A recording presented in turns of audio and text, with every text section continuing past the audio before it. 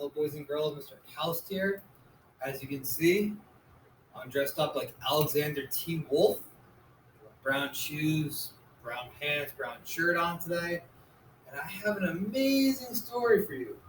It's called The True Story of the Three Little Pigs. So we thought we've all heard the story about the Three Little Pigs. This is a true story, boys and girls. But it's told by Alexander T. Wolf. Okay, amazing story. Now, the story is written by John Scieszka, who is a very, very funny author, if you've read some of his books. Another one is called The Stinky Cheese Man. I'll see if I can get my hands on that one, too. He's a great author.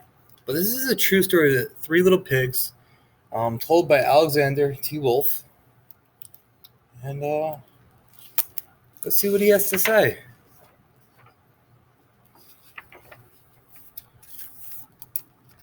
The True Story of the Three Little Pigs.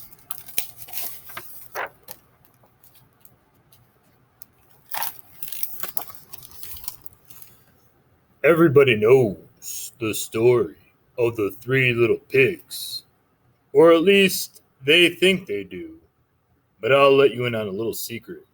Nobody knows the real story because nobody's heard my side of the story.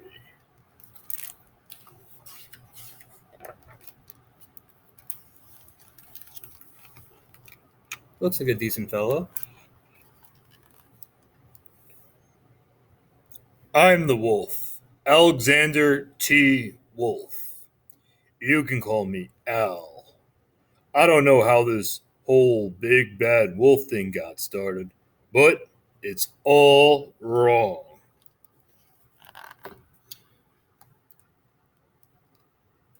That is quite the cheeseburger. Looks like there's some stuff in there. What do you guys see in that cheeseburger? Oh, wait. Looks like some rabbit ears, right? Maybe it's because of our diet.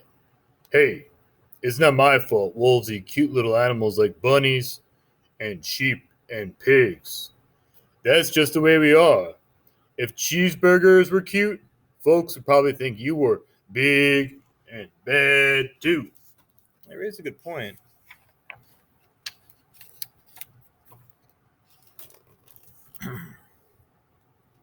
Oh, it's got a little math equation here. Sneeze plus sugar. Huh. But like I was saying, the whole big bad wolf thing, it's all wrong. The real story is about a sneeze and a cup of sugar. This is the real story.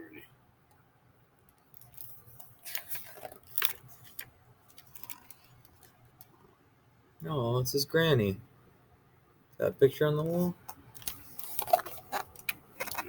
Way back in Once Upon a Time, I was making a birthday cake for my dear old granny. I had a terrible sneezing cold. I ran out of sugar. Oh, he had good intentions. Poor granny.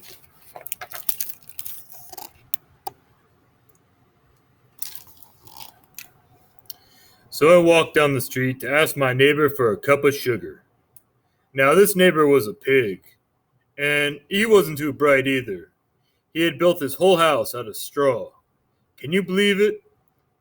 I mean, who in the right mind would build a house out of straw? Seems logical.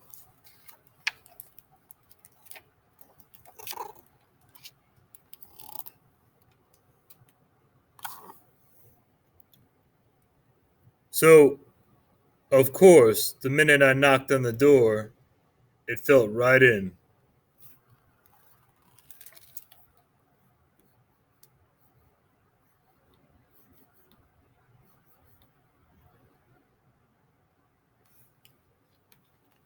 We're going to pause for a minute, boys and girls. We were having some technical difficulties.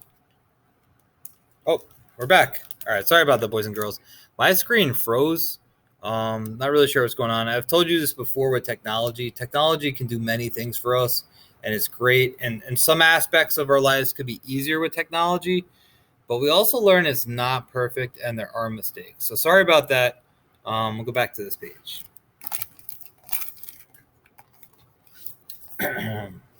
So, page 4. He's walking down the street. He sees a house built of straw. Just wants a cup of sugar for his dear old granny's cake. Now, it seems simple enough. So, of course, the minute I knocked on the door, it fell right in. I didn't want to just walk into someone else's house.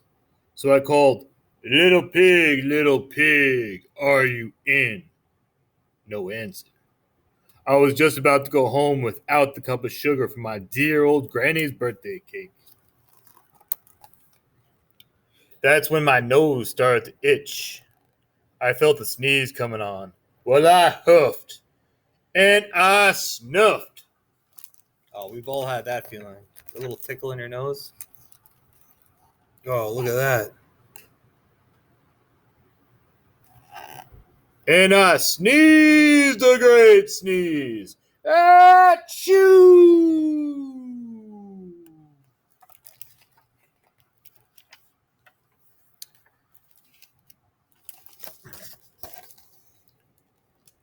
And you know what? That whole darn straw house fell down.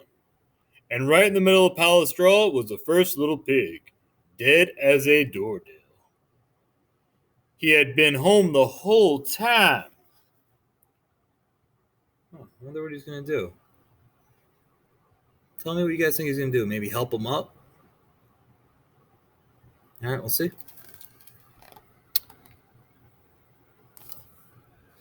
It seemed like a shame to leave a perfectly good ham dinner lying there in the straw, so I ate him up. Think of it as a big old cheeseburger, just lying there. Huh. Cheeseburger was waiting there on a plate. Did you eat it? I might.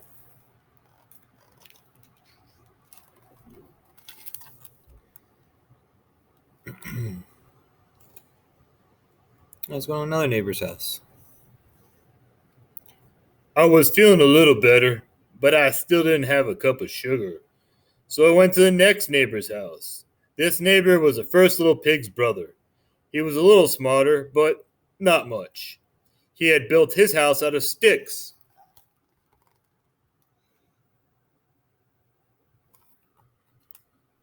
I rang the doorbell in the stick house.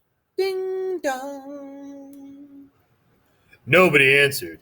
I called, Mr. Pig, are you in? He yelled back, "Go away, wolf. You can't come in. I'm shaving the hairs on my chinny chin chin."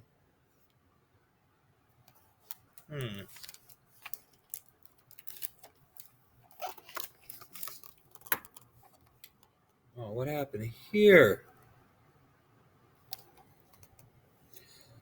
I had just grabbed the doorknob when I felt another sneeze coming on. I huffed and I snuffed and I tried to cover my mouth, but I sneezed a great sneeze. Achoo! Sounds like Alexander T. Wolf has allergies. Oh, what happened to the pig? And you're not going to believe it, but this guy's house fell down just like his brother's. When the dust cleared, there was a second little pig, dead as a doorknob. Wolf's honor. All right, what's he going to do this time? All right, let's see.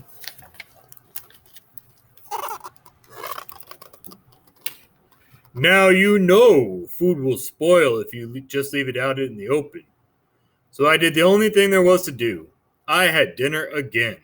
Think of it as a second helping. I was getting awfully full, but my cold was feeling a little better. And I still didn't have that cup of sugar for my dear old granny's birthday cake. So I went to the next house. This guy was the first and second little pig's brother. He must have been the brains of the family. He had built his house out of bricks. Nice house.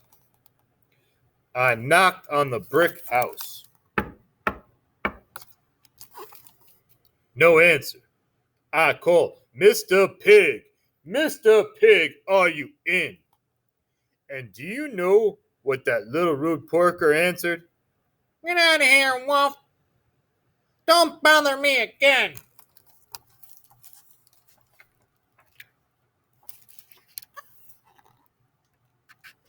Looks mean.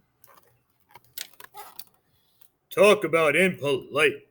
He had probably had a whole sack full of sugar, and he wouldn't even give me one little cup for my dear, sweet old granny's birthday cake.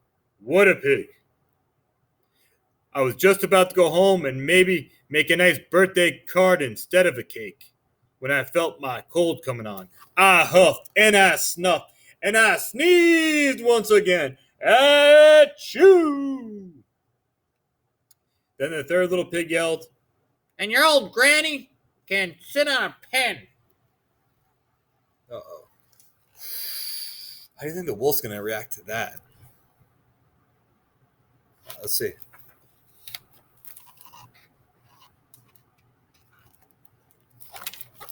Now, I'm usually a pretty calm fellow, but when somebody talks about my granny like that, I go a little crazy. When the cops drove up, of course I was trying to break down this pig's door, and the whole time I was huffing and puffing and sneezing and making a real scene. Cops are there. Huh.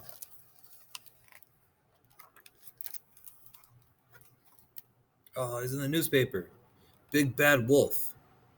Wolf, all huff and puff. Big and bad. Oh, look at his teeth. Oh. The rest, as they say, is history. The news reporters found out about the two pigs I had for dinner. They figured a sick guy going to borrow a cup of sugar didn't sound very exciting. So they jazzed up the story with all that huff and puff and blow your house down. And they made me the big, bad wolf. That's it. The real story. I was framed. Oh, maybe just a misunderstanding.